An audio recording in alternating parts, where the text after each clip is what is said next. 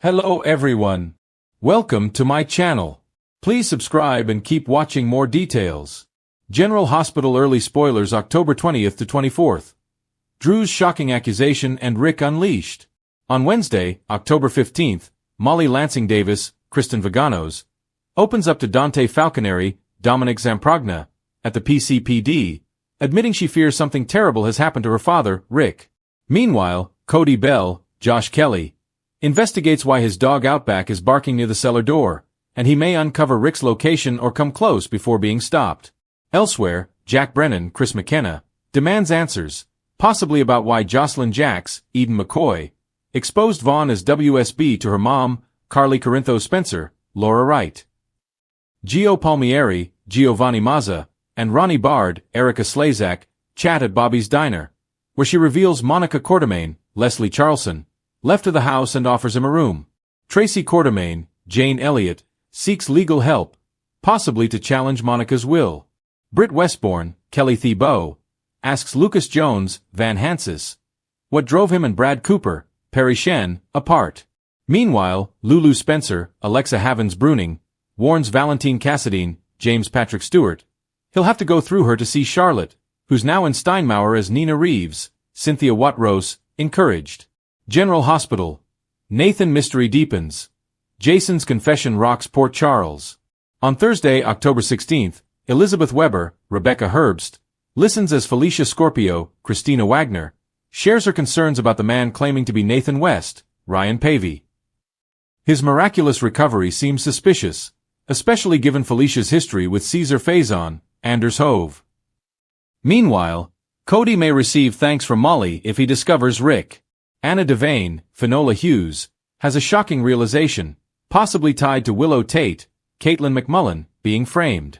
Liz and Carly could confirm Michael Corinthos, Rory Gibson, was the only one left alone at her house, making him the prime suspect in planting evidence. Jason Morgan, Steve Burton, makes a major confession. He may reveal to Carly that Jocelyn is a WSB agent. Meanwhile, Valentine warns Charlotte about possible enemies closing in. General Hospital. Carly digs for truth. Willow faces new scrutiny. On Friday, October 17th, Brooke Lynn grows anxious, possibly over Chase defending Willow or her feud with Tracy. Anna plans to confront Brennan, and Nathan questions Dante, raising suspicions that he may not be the real Nathan. Britt asks for a favor, and Carly starts investigating Drew's case or Jocelyn's secret. General Hospital. Michael and Carly's cover-up implodes. Rick seeks revenge. The week of October 20th through the 24th brings fallout. Anna and the PCPD revisit their arrests as new evidence surfaces. Nina's lies come to light while Willow's innocence becomes clearer. A fresh arrest looms, possibly Michael, unless Carly takes the blame on General Hospital. Drew could make false claims about seeing Michael at the crime scene. Rick escapes captivity, but will Molly discover that Christina Corinthos Davis, Kate Monsey, and Alexis Davis, Nancy Lee Grahn, held him hostage? And will Rick double-cross them over the bond money? The PCPD may soon free Willow due to a lack of evidence. Tracy and Brooke Lynn's feud heats up. Portia Robinson, Brooke Kerr, consider secret DNA tests, and Britt's mysterious boss looms. Charlotte reconnects with her father amid growing chaos. Jason remains loyal to Britt, but with Carly and Michael facing another crisis, their tension could push Britt away. Brad might return briefly, while Drew finds himself targeted by the real shooter. Expect Anna, Dante, Damian Spinelli, Bradford Anderson, and Felicia to dig deeper into the Nathan mystery soon. Port Charles is bracing itself for an explosion of secrets, betrayals, and long-buried vengeance as General Hospital delivers a week that promises to shake every core family. Drew Kane's world collapses under the weight of a shocking accusation, one that could destroy everything he's built. Meanwhile, the return of Rick Lansing threatens to unleash chaos on Sonny, Carly, and nearly everyone in his path. It's a storm of deceit, power plays, and moral reckoning that no one saw coming. Drew's downfall begins. The accusation that changes everything. It starts innocently enough. An anonymous tip lands on Jordan Ashford's desk. The evidence. A sealed file suggesting Drew Kane tampered with federal data during his time working with Aurora Media. But the real shocker? The document hints that Drew may have embezzled millions through a charity connected to the Quartermaines. Carly is the first to hear the whispers, and her reaction is fierce. Drew wouldn't do that, she fires at Jordan, her voice trembling with that signature Corinthos conviction. But as more evidence surfaces, emails, shell company transfers, and witness statements, Carly's defenses begin to crumble. Sam, torn between her history with Drew and her loyalty to Jason, feels the pull of suspicion. She remembers Drew's erratic behavior lately, the late-night calls, the unexplained absences, and his tense interactions with Michael over ELQ shares. Could Drew really be covering something darker than any of them realized? At the heart of it, Drew's guilt isn't about money, it's about betrayal. And when he confronts Carly, it's with raw anger. You think I'd do this to you? To Michael? To Monica's legacy? But Carly's silence says it all. Even she's not sure anymore. Enter Rick Lansing. Old wounds reopened. Just as the PCPD ramps up its investigation, a familiar face walks into Port Charles, Rick Lansing. His arrival at the Metro Court sends shockwaves through town. Dressed in his signature smirk and lawyer's suit, Rick wastes no time making his presence felt. Seems like Port Charles hasn't changed much, he quips to Diane as they cross paths. Still full of sinners pretending to be saints. But Rick isn't here for nostalgia. He's here for revenge. Rumor has it that he's been working quietly with a mysterious investor targeting Sonny's empire. And when he learns about Drew's financial scandal, he sees an opening. Rick publicly announces that he's representing the whistleblower who accused Drew, claiming his client has irrefutable proof of Drew's crimes. His first move? Filing a motion to freeze all of Drew's assets, including his share in Aurora and his Quartermain inheritance. With speculation. Did Rick fabricate the evidence to weaken Drew and hit Sonny by association? Or is there a deeper game at play? One involving revenge for old crimes and broken promises? Carly fights back. But at what cost? Carly being Carly, she doesn't sit back and wait for the truth to unfold. She storms into Rick's office, slamming the door so hard it shakes the frame. You think you can use Drew to come after Sonny again? Think again, Rick. Rick, ever the master manipulator, simply smiles. Oh, Carly. I don't need to come after Sonny. He's already falling apart. Drew's just the domino that gets things started. Carly's fury fuels her determination, but her personal life begins to unravel.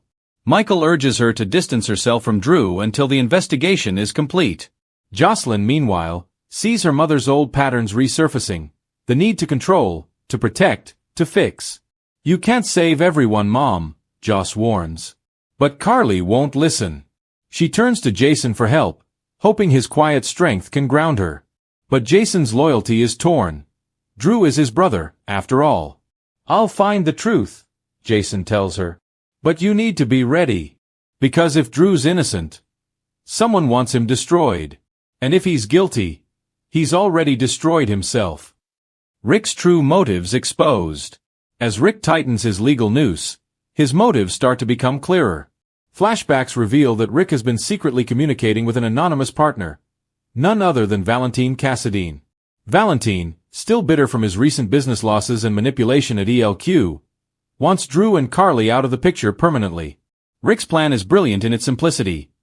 Use Drew's downfall to fracture the Quartermains, weaken Aurora Media, and create a vacuum Valentine can fill. But there's a twist Rick doesn't anticipate: his own guilt. During a tense confrontation with Elizabeth Weber, Rick's facade cracks. You think you're the good guy now? Liz demands, eyes blazing. You're doing this because you can't stand that Sonny and Carly survived without you. Rick hesitates, a flicker of shame crossing his face. They took everything from me, Liz. My name. My career. My chance to matter. So yeah, maybe it's time I take something back. But Liz's warning rings in his ears long after she leaves. You're not taking it back. You're burning it down. The accusation backfires. Drew strikes back. Just when it seems Drew's finished, he unleashes a counterattack no one sees coming. With help from Spinelli, Drew traces the false documents back to a dummy law firm connected to Valentine. He confronts Rick in the Metro Court lobby, in front of half of Port Charles. You wanted a show? Drew snarls. Here it is. He throws down a folder of evidence proving Rick's manipulation and Valentine's involvement. Cameras flash. Reporters swarm. Rick's calm composure slips for the first time. Defamation suits work both ways, Drew warns. And when I'm done, you'll be lucky if you can practice law in Pine Valley. Rick tries to salvage his reputation, but it's too late. Valentine vanishes from town, and Rick is left to face a professional and personal reckoning. The fallout, trust shattered, lines redrawn. Even with his name cleared, Drew's victory feels hollow. Carly's faith was shaken, and their connection may never recover. Jason urges them both to make peace before the next storm hits, but in Port Charles, peace never lasts long. Rick, meanwhile, walks out of the police station a free man but a broken one.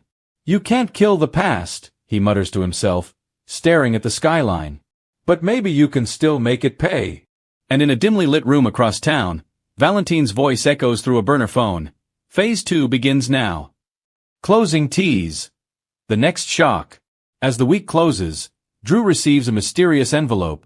Inside is a single photograph. It's a picture of him, taken years ago in Afghanistan, standing beside a man who looks eerily like Rick. The note reads, "You think you know who started this? Think again. The game isn't over. It's only just begun."